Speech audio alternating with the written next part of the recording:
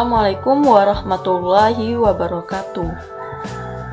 Di sini kami akan memaparkan makalah kami, yaitu dengan mata kuliah konsep dan permasalahan manajemen dengan tema yaitu manajemen pelayanan, bimbingan, dan konseling. Adapun kami dari kelompok 1 beranggota 2 orang, yaitu 1 saya sendiri Windy Amelisastri dan 2 yaitu Tesi Aulia. Adapun dosen pengampu yaitu Ibu Emi Karnangsah MPD. Bismillahirrahmanirrahim. Puji dan syukur marilah kita panjatkan atas kehadiran Allah Subhanahu wa taala yang telah memberikan kita rahmat dan hidayah. Salawat serta salam tidak lupa kita curahkan kepada baginda Nabi besar kita Muhammad Sallallahu Alaihi Wasallam. Yang kami hormati dosen pengampu kami yaitu Ibu Emi Karnangsah MPD. Di sini kami membahas beberapa poin, yang mana poin pertama akan dibahas oleh saya sendiri, yaitu A. Konsep manajemen. Nah, apa sih konsep manajemen? Maka di sini kami sempat memasukkan bahwa istilah manajemen berasal dari kata kerja atau dalam bahasa Inggris yaitu to manage, yang berarti adalah kontrol. Nah, manajemen menurut arti katanya adalah metode atau teknik untuk mengelola, mengatur berbagai sumber daya supaya menjadi optimal untuk menghasilkan produk seperti barang, jasa, tujuan. Dan juga menurut Stoner dalam Tohirin 2008 pada halaman 272 menjelaskan bahwa manajemen adalah sebuah proses yang dilakukan untuk mewujudkan tujuan organisasi yang melalui rangkaian kegiatan berupa perencanaan, pengorganisasian, pengarahan, dan juga pengendalian orang-orang serta sumber daya organisasi lainnya. Nah, manajemen diartikan sebagai kemampuan mendayagunakan semua sumber administrasi dan organisasi bimbingan dan konseling dalam menangani satuan layanan dan kegiatan pendukung. Manajemen diartikan sebagai keseluruhan aktivitas berupa proses mengadakan, mengatur, dan memanfaatkan sumber daya. Di dalam Kamus Bahasa Indonesia, manajemen diartikan dengan dua arti, yaitu pertama, proses penggunaan sumber daya secara efektif untuk mencapai sasaran, dan yang kedua, pejabat pimpinan yang bertanggung jawab atas jalannya perusahaan dan organisasi. B yaitu fungsi manajemen. Nah, apa sih fungsi manajemen? Tentunya itu menjadi pertanyaan kita karena bisa dibilang bahwa kita belum begitu paham tentang manajemen. Nah, di sini menurut T. Hani Handoko, fungsi manajemen atau pengelolaan adalah perencanaan, pengorganisasian, pelaksanaan, dan pengawasan. Di sini kami memasukkan 4 fungsi, yaitu 1 ada fungsi perencanaan, 2 fungsi pengorganisasian, 3 fungsi pelaksanaan, dan 4 fungsi pengawasan. C. Syarat manajemen. Untuk dapat berhasil dengan baik proses dari manajemen, maka harus ada syarat-syarat yang perlu kita penuhi, yaitu di sini kami menangkap ada 14 syarat. 1 yaitu harus ada pembagian kerja pada setiap anggota. 2 yaitu kekuasaan dan bertanggung jawab. 3 disiplin. 4 kesatuan komando. 5 kesatuan arah. 6 tujuan organisasi sesuai dengan tujuan anggotanya. 7 pemberian upah atau gaji. Tentunya itu hal yang penting karena Tentunya itu hal yang penting karena ya setiap orang yang bekerja tentunya memerlukan ada balasan, seperti tentunya kita mengharapkan gaji gitu.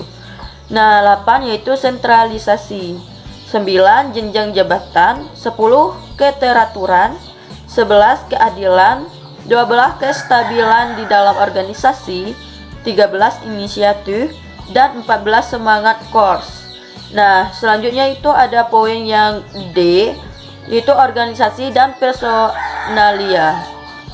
Organisasi dijelaskan oleh James L. Gibson dalam Winardi 2003. Ia menyatakan bahwa organisasi merupakan entitas yang memungkinkan masyarakat mencapai hasil-hasil tertentu yang tidak mungkin dilaksanakan oleh individu yang bertindak secara mandiri. Di sini kami memaparkan ada 5 poin, yaitu A. Menyeluruh, B. Sederhana, C. Dengan cara luas atau terbuka,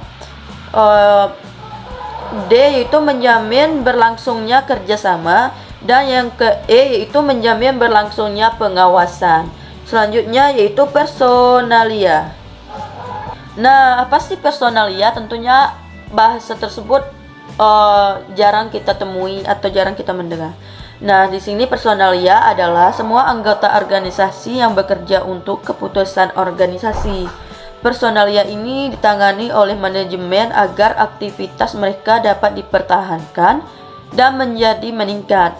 Para manajer akan membina mereka, berusaha mewujudkan antara hubungan yang baik, menilai dan mempromosikan mereka, dan berupaya meningkatkan kesejahteraan mereka. Agar pelayanan bimbingan dan konseling dapat berjalan dengan baik dan mencapai sasaran secara optimal, maka tiap-tiap personil bimbingan dan konseling perlu memahami dan menyadari tentang peranan masing-masing.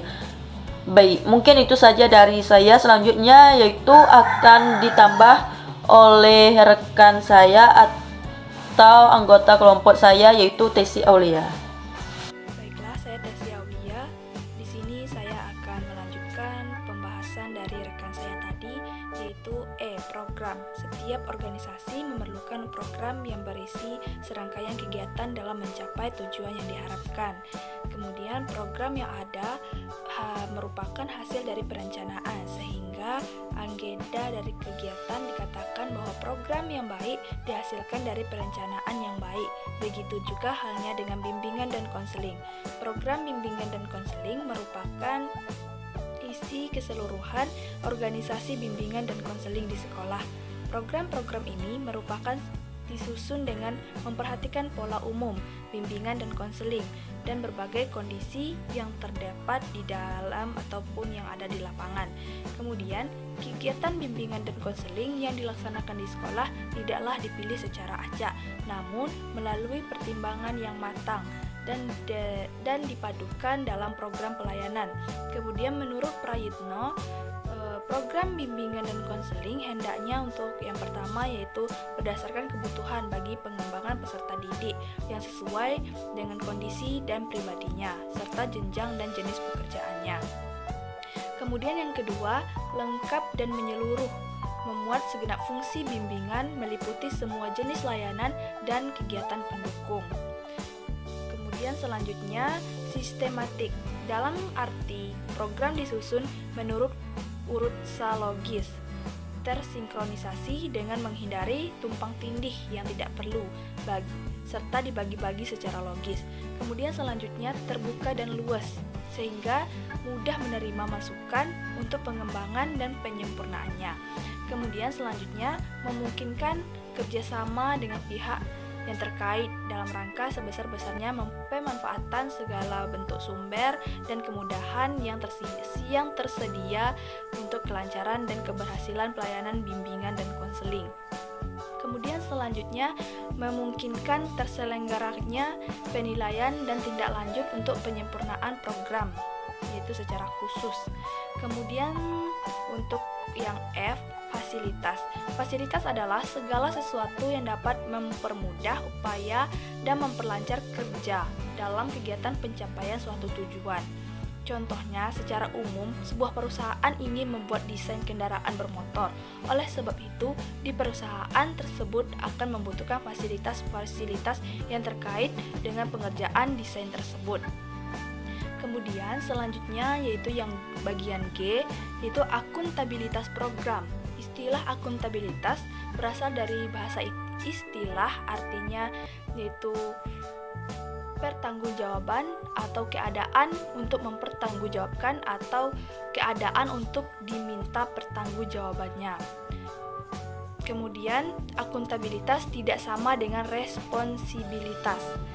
Akuntabilitas lebih mengacu pada pertanggungjawaban keberhasilan atau kegagalan pencapaian misi organisasi, sedangkan responsabilitas berhubungan dengan kewajiban pelaksanaan kewewenangan atau amanah yang akan diterima. Akuntabilitas ini mempertanggungjawabkan pelaksanaan wewenang atau amanah tersebut. Akuntabilitas ini berkaitan dengan pelaksanaan evaluasi ataupun penilaian mengenai standar pelaksanaan kegiatan, apakah standar yang dibuat sudah tepat dengan situasi ataupun kondisi yang sedang dihadapi, dan apabila dirasa sudah tepat, manajemen memiliki tanggung jawab untuk mengimplementasikan standar-standar tersebut. Baik, kemudian untuk bagian H, kepengawasan. Robert George Markler dalam Hani Handoko mengemukakan bahwa pengawasan manajemen adalah suatu usaha sistematik untuk menetapkan standar pelaksanaan dengan tujuan perencanaan, pelaksanaan, merancang sistem umpan balik, membandingkan kegiatan nyata dan standar yang lebih tepat sebelumnya, dan juga menentukan dan mengukur penyimpangan serta mengambil tindakan koreksi yang diperlukan untuk menjamin bahwa semua sumber daya diperlukan dengan cara yang efektif dan efisien dalam pencapaian tujuan. Kemudian, untuk yang bagian I, pengembangan. Munadir mengatakan bahwa pengembangan merupakan cara atau pendekatan yang bertujuan untuk menciptakan situasi agar guru dan staf sekolah lainnya meningkatkan kompetensi dan keterampilannya, serta tumbuh secara profesional selama berdinas. Pengembangan dapat dilakukan dengan melalui beberapa tahapan, yaitu yang pertama kerjasama antar guru dan pembimbing. Kemudian selanjutnya kerjasama antar personil sekolah. Kemudian kegiatan pengawasan oleh pengawas sekolah bidang bimbingan dan konseling, dan juga pengembangan fasilitas layanan, kemudian pertemuan kesejawatan keprofesional atau MPG, penataran lokal karya, penemuan ilmiah, keikutsertaan dalam organisasi profesi BK, dan studi lanjutan. Kemudian untuk yang bagian C, permasalahan manajemen dan solusi. Dalam manajemen umumnya akan berhadapan dengan masalah dari beberapa personalia dengan ide-ide yang berbeda, mungkin dapat menimbulkan pertentangan dan ketidaksesuaian, fasilitas yang kurang memadai akan menimbulkan permasalahan, kemudian komunikasi antar personil, makanan yang disebabkan kurangnya kompetensi dan lainnya. Proses penyelesaian masalah yaitu menurut James Stone sebagai berikut. Kembangkan alternatif, cari alternatif yang kreatif, evaluasi alternatif yang dipilih, terbaik dilaksanakan, dan adanya tindak lanjut. Dengan melakukan rencana pelaksanaan, melaksanakan rencana, monitor pelaksanaan, dan adanya kesesuaian keperluan.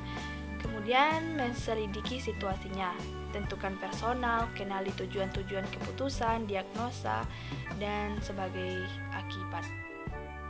Mungkin itu saja penjelasan dari kelompok kami. Lebih dan kurang kami mohon maaf. Wassalamualaikum warahmatullahi wabarakatuh.